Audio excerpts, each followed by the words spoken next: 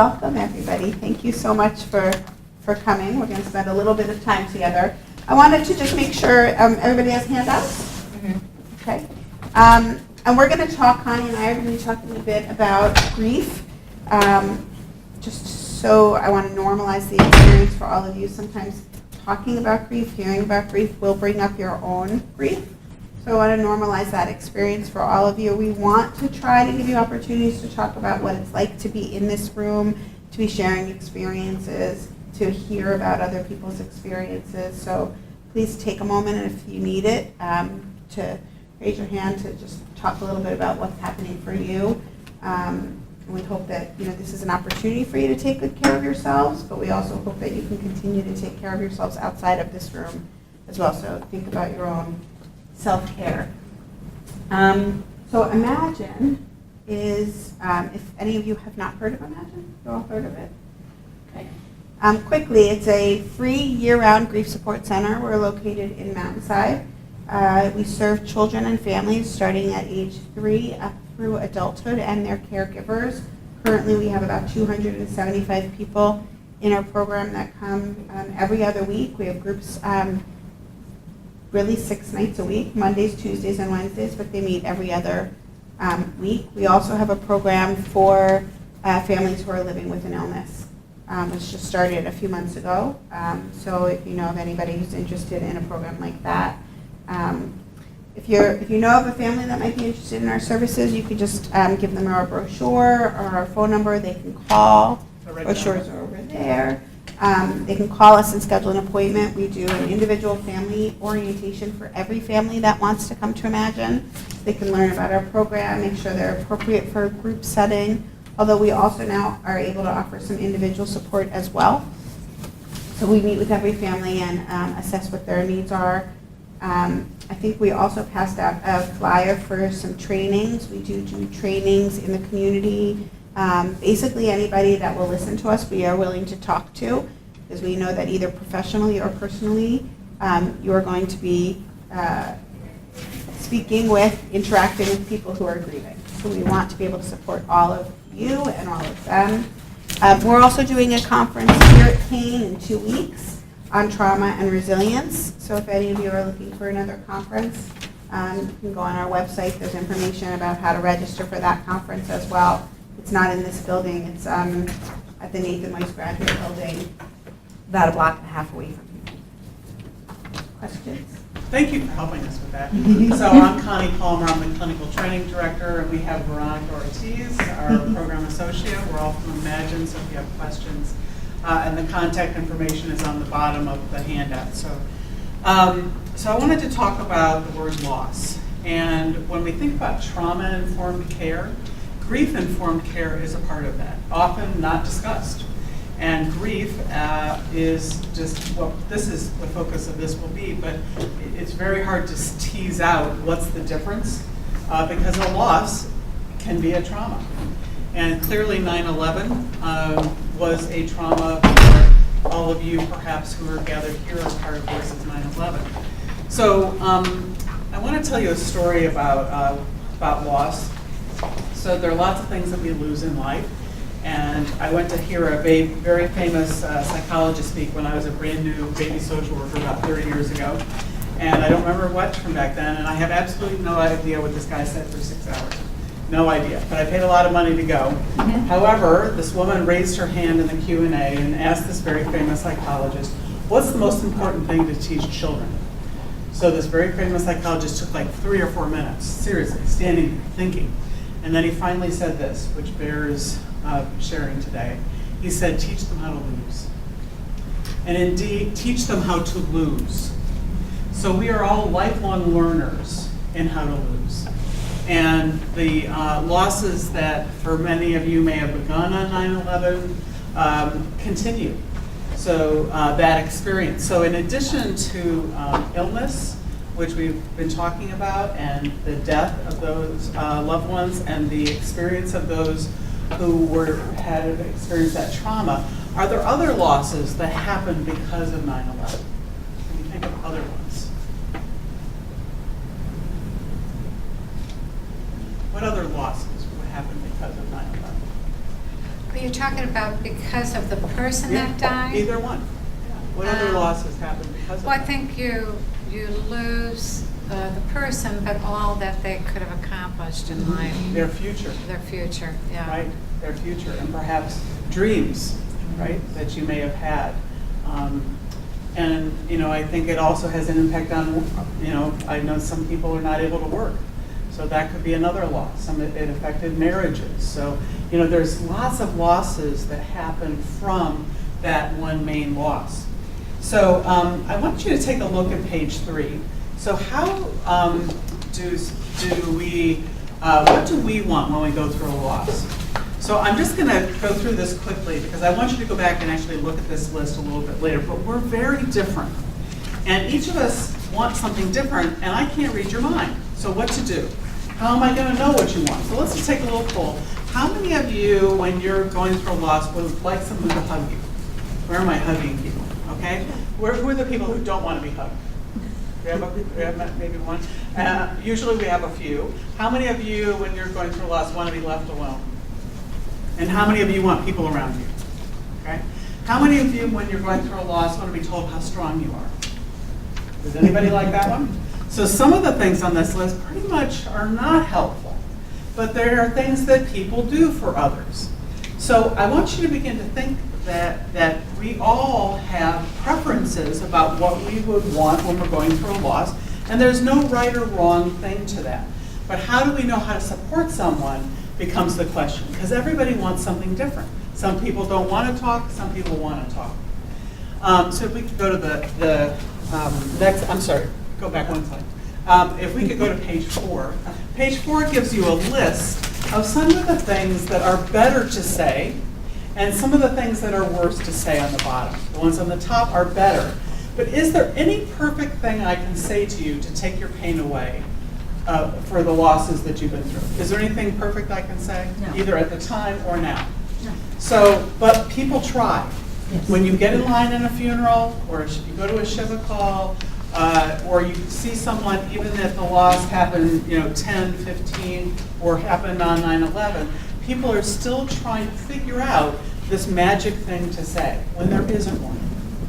What really makes the difference when we've gone through a loss is our presence in that person's life. And I like the quote on the bottom because I've said some wrong things. I really have. I've said some of the no-nos on the bottom of the list. And I've said some of the things on the top of the list that bother people anyway. So I like Maya Angelou's quote, when we know better, we do better. So it's not that we can have a perfect knowledge because all of you are different. And I'm a hugging person. I'm going to come up and hug you. That might not be what you want. So what to do? So Mandy's going to talk a little bit about the other word we're going to talk about today, besides loss. I can add to this list of Yeah. not what to say. He's in a better place. And Is that's that one's awesome on- to hear. Is it on there? I think it's on there. Is it? Yeah, I know. Oh, yeah. Yeah, Your that's, loved one is in a better place. lots of people, that's their favorite. They love Or that or one. how about, what diet are you on? How did you lose so much weight? Oh, Yeah. yes. Yeah, Wow. there are a lot of them. Yeah. Or do you have other children? Oh, yeah, that's one. Yes. Or even what floor did you Well, work you on? could have Because more at this point, children. why does it matter? For me to have to say Wow. 104 is kind of painful, so like, people would say, what floor was he on? Like, it doesn't Oh, matter, like it he's not matters. here Yes. and Right. the building fell down. Yes. Why Yeah, do you there's care some- what floor he was on? That's, So, this paper we could fill the whole book. with. Yeah, probably could. I'm sure you Right. have a lot more, Mary. So when we experience a loss, we experience grief. So grief is all of the internal feelings that we experience when we lose something that we care about. And there's a whole bunch of grief beliefs that we all have when we experience grief, some of which are great and some which may not be. So the title of our workshop was Time Heals All Wounds, which that's a grief belief. Some people believe that. I'm sure many of you have heard somebody say that. Give it some time, time will heal. Anybody believe now, 17 years later, that time heals wounds? Anyone? No. Okay, great. That's correct. It's a myth. It's not a belief. It's a myth. Time does not heal all wounds. But it is very commonly said. There's a lot of other grief beliefs out there. We've just been talking about some. Anybody else have any other grief beliefs that they wanted to share that they've heard, that people have said to them. Anybody remember Elizabeth Kubler-Ross? Anybody Yes. heard of her? She's Yeah. like a Yes. kind of guru in the field, right? So she had these stages of grief. Really, she actually didn't have stages of grief. She had stages of dying, but somehow they were adapted into stages of grief. As if, they go from one step to the next, So you should all be at stage 5 by now or something. So that's another silly grief belief that's out there as well. If you look at page 2 in your handouts, there's a whole bunch of quotes. I'm going to just look quickly at 8, 9, and 10. One of them feels weird to quote somebody in the room, but I'm going to go ahead and do that. She's like, did I say that? You said that. It was on the internet, it doesn't mean you actually said it. Right. That's true. But when we're talking about time heals all wounds, so if you look at number 8, it says, it has been said, time heals all wounds. I do not agree. The wounds remain. In time, the mind, protecting its sanity, covers them with scar tissue, and the pain lessens, but it is never gone. From Rose Kennedy. Mary Fetchett, founder of Voices of 9/11, said, the saying, time heals all wounds, is an insufficient view for those impacted by terrorism and mass violence. It is a lifelong journey, and individuals require ongoing information about building resilience. And then, for all of us that responded, there's a saying, time heals all wounds. There's not enough time.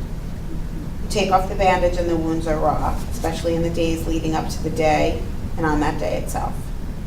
Jake Lemond, New York City Firefighter Department, Battalion Chief and President of the Uniformed Fire Officers Association, on the 15th anniversary of 9/11. So 15 years later, that's what he said. It's time does not heal all wounds. But the truth is, time does matter.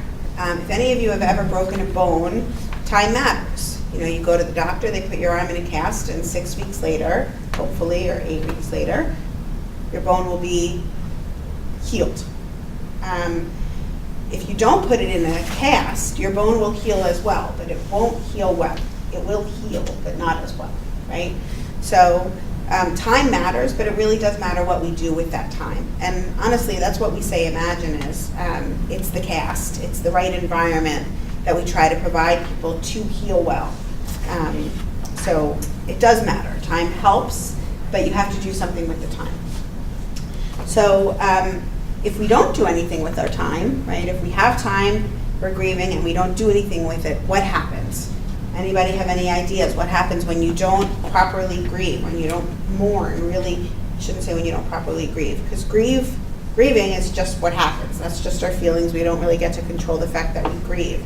But when we don't mourn, when we don't express our feelings, something else can happen. So anybody have any ideas what happens when we don't express our grief in an appropriate way? We keep it all inside. What happens? Just It delays the process, it makes you physically ill then because Absolutely. you're putting everything inside instead of putting it out there. Absolutely, yep. We've certainly heard of physical illnesses happening when you're not expressing your grief. Did you say something too? I just said it perpetuates it. Yeah. Mhm. If you walk into any 12-step program, any jail, any therapist's office, all you're going to hear is stories of loss. It's people who are That's right. trying to talk about, all of the grief that they have. So we want to avoid all of that by helping people at the moment of their loss express their grief. And that's what healthy mourning is about. So for the next, so here's another grief belief. So I'd like my grief, and maybe you guys would too, to have look like this. You start and then you finish, and you're done. But the reality is, this grief belief on the far right is far more of what it looks like. And notice there's an arrow on the end. Can you guys relate to that arrow? That feeling of grief goes on. So John Fields, is that how you say his name, said earlier, I still have a wound.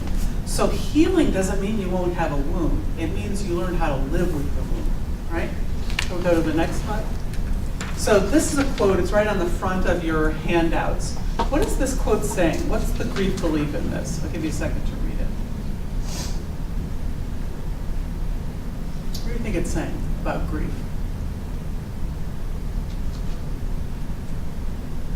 I see heads nodding. What do you think it's saying about grief?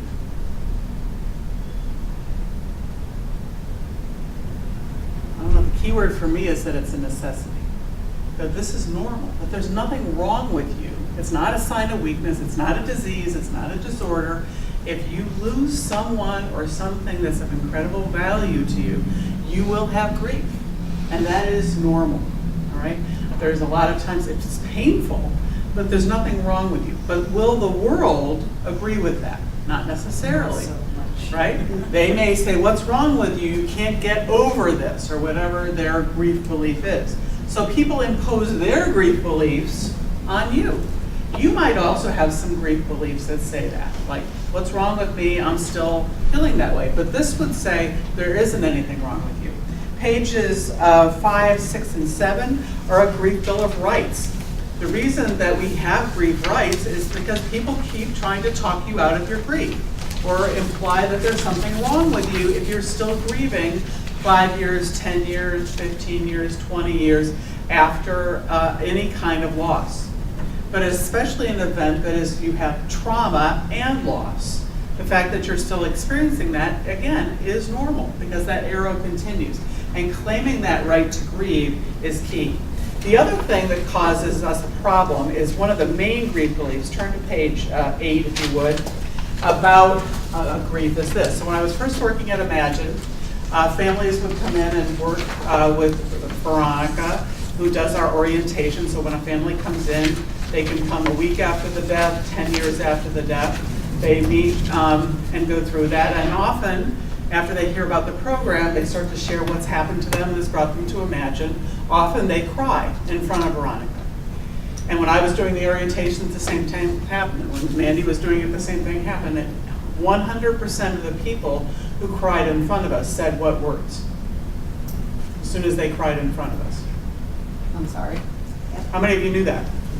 How many of you have said that? How many of you have apologized when you're showing, come on in, when you're showing your normal, natural feelings of grief? And I heard it over and over again. So what I realized, having been trained as a therapist, was that that was shame. That people were apologizing not for having done something wrong, but for their natural state of being. So I created this as a way of explaining that. So I want you to imagine you're an iceberg. And you're floating along, and just the top part of you is showing.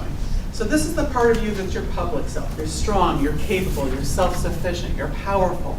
But then life, in the form of 9/11, and all these other types of things on the left, and even positive things on the right, lowers that water level.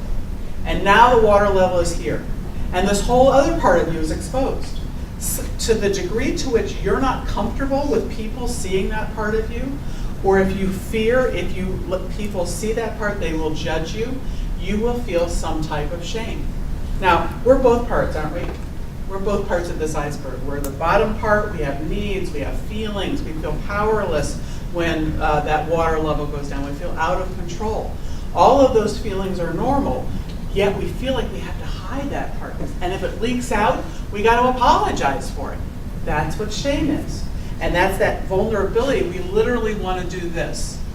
So if we're not comfortable with that part of ourselves, what we do is we come up with ways of protecting it, like covering it up. There's therapists would call these defenses. Brene Brown, who some of this work is based on, calls it armor. 3 main ways are anger. So people lash out, they're sarcastic, they're hostile, they're mean to people. And if I'm acting like that, you can't see this vulnerable part of me. The second one is a flight response. So if my grief and trauma is that way, I'm going to try to get your attention to look over here. Don't look at that. Don't look at that part of me. Or I might use drugs and alcohol so I don't feel the pain. And if I'm doing that, you're not going to see that bottom part of who I really am. The third way is we become very good at taking care of others. So if I'm taking care of other people, are you going to see that part of me? No.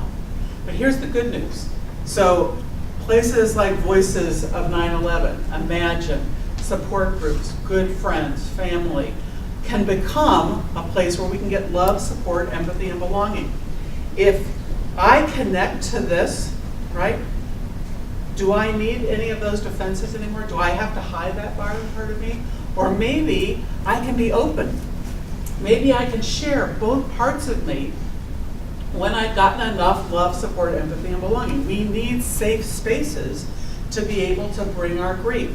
So the pain of grief is hard enough, but often in our culture, shame from inside us, because we feel like there's something wrong with us, or shame from other people, there's something wrong with you, makes us hide that part of ourselves. And yet that's what Mandy just said, that's the very thing that's going to cost us, isn't it? So this is one of the most, I think, important grief beliefs to challenge. And if you turn to page 9, the other thing that's really important when you go through any kind of loss and you have grief and you don't have the sun is that you're going to behave how you feel, right? What's going on inside of you is going to come out in your behavior. Have you ever had a bad day and then you come home and you start a fight with somebody, right? It's not about them at all, it's because of what happened before then. So what would happen if we learned to listen to people's behavior? Because there's always a good reason why someone is behaving the way they are. Oprah Winfrey just did this thing on trauma-informed care, and she said the question isn't, why are you doing that? The question is, what happened? Because there's always a good reason why people are wanting to cover that part up and why you're seeing all of these other behaviors, the anger or the drug use or the perfectionism. So all of these things are just responses to not having enough love, support, empathy, and belonging. When people get that, they don't need these defenses and they're able to head towards healing. So that part right in the middle there, I'm going to just read it quickly. If they could, a grieving person would tell us, my behavior may frustrate you, but it keeps me safe. These behaviors may not make sense to you, but they keep me from feeling powerless and vulnerable. The way I'm acting keeps me from experiencing and expressing my pain.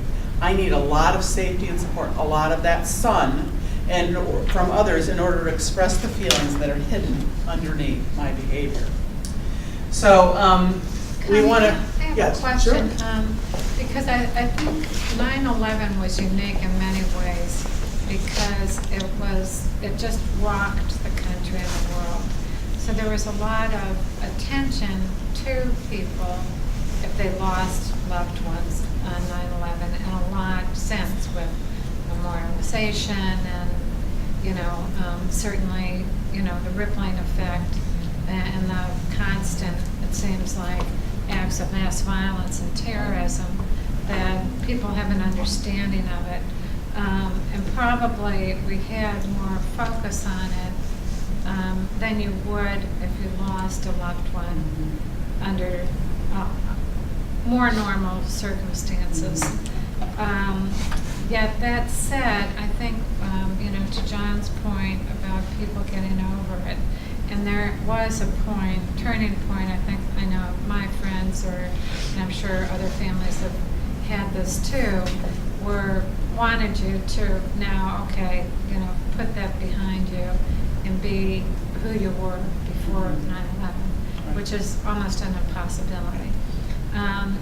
But I think, and then there was this hierarchy of grief too. So if you were a parent or a spouse or a child, you deserved to be sad and grieving. But if you were a sibling, an aunt and an uncle, or an extended family member, or in the case of the people that are responding who are now having so many people die, it's not recognized. So true. And I think it's even more complicated for somebody that goes through, a more normal death, that the tolerance for people to snap out of it is even a shorter period of time. When you look at, even time off from work, what do you get, a day or two? Yeah, exactly, 3 days. If your parent died or, whoever the individual was that you may have lost. So I think that hierarchy of grief, and also I think there was too much focus on trauma and not enough focus on bereavement. Yes, I think that's very true. That's what we said at the beginning, you may have missed, that often we talk about trauma-informed care, but grief-informed care is a part of trauma-informed care. And most places when you learn about trauma-informed care, you don't hear about grief. And we say at Imagine that grief is a competitive sport. And there's grief beliefs in that. So what do we mean? Whose grief is biggest, right? Grief is grief. If I'm a sibling, if I'm an aunt or an uncle, I have grief. But part of what we do in this country is measure. And you were, and the people here were a big part of that. And I also think, so this, for, as you said, maybe a more private loss, it was like the spotlight was on families, truly, I would assume. Like people, everyone, more people are looking at you. And this, one of the women I was waiting in lunch line said, I don't get to choose when I experience this loss because the reminders of it are everywhere. So in my own personal loss, they would be there, but for people who have gone through a national tragedy, there are references to it in so many places. So that constant being, I'm sorry, what? The barrage. Yes, I think that's very true. So think you also- often hear because of 9/11, well, after 9/11 or Yeah. on 9/11, and it was worse leading up to the 10th anniversary, I'd say. It's subsided a bit because there've been so many other horrible tragedies, but I do think this hierarchy of grief and then the labeling that went on, calling people a 9/11 widow. I mean, who wants to be labeled that, or 9/11 child, So there's a tendency in many of these things that you said, that things that are said that are not very helpful, or closure. Yes, Because that's a grief belief, right? Yeah. Is there closure? Yeah. Well, no, especially in this circumstance, because, they found body parts, they didn't find people. Yes. So any religious ritual that one could normally have was non-existent. Unavailable. Absolutely. Did you want to say something? No, I was just thinking before when you were talking about that. I remember 6 months after my dad died from cancer, driving to work to do a support group, because I was working in a hospice, crying and saying to myself, Angie, it's been 6 months already. Like, pull yourself together. And then I was like, oh my God, I'm driving to a job where I'm going to tell people it's only been 6 months. Like, what are you doing? So I think, some people will put this pressure on us. We certainly hear it from the outside, like it's been, a year, it's been 10 years, it's been whatever, like you got to get on with your life. And then we also put that pressure on ourselves as well. I know certainly I did. So we grow up with this belief that it's supposed to take a certain amount of time, and then we put it on other people, then we put it on ourselves as well. So we have to be, patient with ourselves as well as with others. There is no time. I'm going to talk a little bit about her life. So this is what her life looks like. And some of you might recognize your lives in this box of dominoes as well. So about 17 years ago, Kim's life was full of dominoes. And each one of these dominoes represents a different piece of her life. So she was a young mom at the time. She had 2 children. They were at the very top of her box. They were super important and took up a lot of her life and her energy. She was married. She had a job that she really liked. Down here towards the bottom was cooking. She enjoyed it but didn't get to do it very often because she had 2 kids. Somewhere in here is her book club and her yoga practice and taking care of her house and all of these things that she sort of, enjoyed. And then 9/11 happened. Oops. And her life shattered on the floor, every single bit of it. Quickly, she picked up some of the dominoes. She continued to be a mother to her children, but she couldn't put them back in the box in the exact same way because she's a different person now. So she's still a mom, but very different. Some of her friends went back in the box right away. Some of them are still on the floor today. She wasn't able to go back to work for a long time. Eventually got back to work, but also in a very different capacity. She wasn't able to do what she had been doing exactly before. Her husband died, and she needed the job, she needed money, she needed some consistency and things to do outside of the house, but couldn't go back to the job that she had before. So to this day, 17 years later, some of her dominoes are still on the floor and likely will never get back into her box. So I just want to check in, first of all, could you feel that? That was very powerful. It was great. So whose job is it to pick up the dominoes in this story? What do you think? The mom? Kim. It's Kim's job. It's her life. Now, this group is very well behaved. Usually we have people dive to the ground for any attempt to help Kim, in this, Mandy, Kim, in this case. So it's her job, and we're going to spend the rest of the time talking about what our role is, right? What is the role of the people who are witnesses around someone, whether it's a loss from cancer because you were part of the rescue effort, or someone dies for some other reason. So if we go to the next slide. So if you turn to the next page in your handout, page 10, we're going to talk about the companioning model. I just want to do a time check. Are we stopping at? We have about 7 minutes. Yeah. At 10 up? Mm-hmm. Okay. So Alan Wolfeld created what he calls the companioning model of grief support. So I want you to think about what a companion is. It's kind of an old-fashioned term. Companion is someone who walks alongside you at your pace. They don't race ahead of you, like I was doing with Andy today. They walk alongside you. They don't come from behind you and push you, or in front of you dragging you, or above you judging you. They walk along at your pace. They talk, you listen, they listen.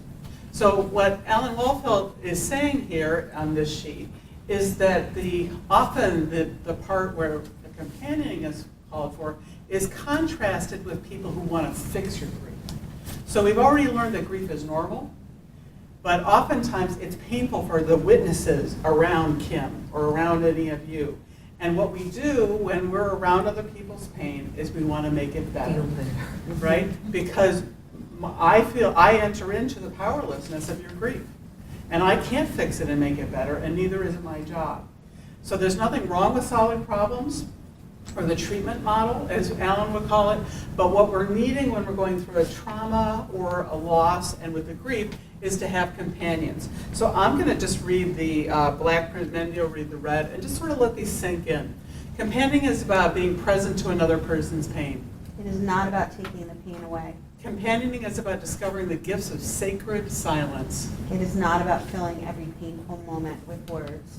Companioning is about bearing witness to the struggles of others. It is not about directing those struggles. Companioning is about going to the wilderness of the soul with another human being. It is not. I'm sorry. It is not about thinking you are responsible for finding the way out. So, any comments? How did that feel? What would that, anything stick out for you in any of those? What would it be like to have a companion? Maybe you have had companions who walked on this journey with you, not just in this one loss, but in other losses. And what we are looking for, I have to say, when I first read that, I was like, oh, that's exact. I want that list of people. That's who I want when I'm going through a loss. And we want to briefly talk about some skills that we need when people are going through. Is it 2 minutes? Yeah. So 1 minute. So when we're companioning, these are 10 skills, and if we had enough time, we would go through each of them and talk about how to use all of them. But really, some of the ones that we really want to point out, have the person feel felt. So how do you let someone know that you really hear them, that you see them? There's so many different ways, but by listening to them, by really listening to them, without asking a whole bunch of questions, without trying to lead them in a direction, or without making them feel better, just allowing them to talk to you lets them feel felt. And letting them have all of their feelings, which I think seems obvious, but I don't think we all really allow that to happen, because we frequently will say, well, at least something, or think about the good times, or you'll hear all of those kinds of things. What you're doing when you say those things are minimizing all of the hard feelings that they're having. So don't feel bad, feel happy that you had them, or whatever it is that people say, those silly things that I've said as well. But we want to let people have all of their feelings. So when they're feeling really, really bad, just allow that. Like, that's a really hard feeling to have. And what's a good thing to say when they do feel their feelings that they're sad? How do you respond to that? So and one of the things I might also say, do I need words? You know, I work with these two really empathic people, so when I tell them something that's painful for me, they show it with their face. Like say my daughter talks about how sad she is Yeah. that her dad's not here. Yeah. I don't know what to say. So one of the things that I think helps people feel felt is if you just reflect back what you've heard, either with your face or with a word. So it's really, That's really sad. really hurting. It's really sad. You miss your dad. Just to say that back to her, like, you miss your dad, or I miss daddy too. To let her know that it's okay to be sad, you know, and that's okay. And I mean, as her mom, what a great thing to be able to do to model for her, like that you feel sad too. And it's okay to feel sad. You should feel sad.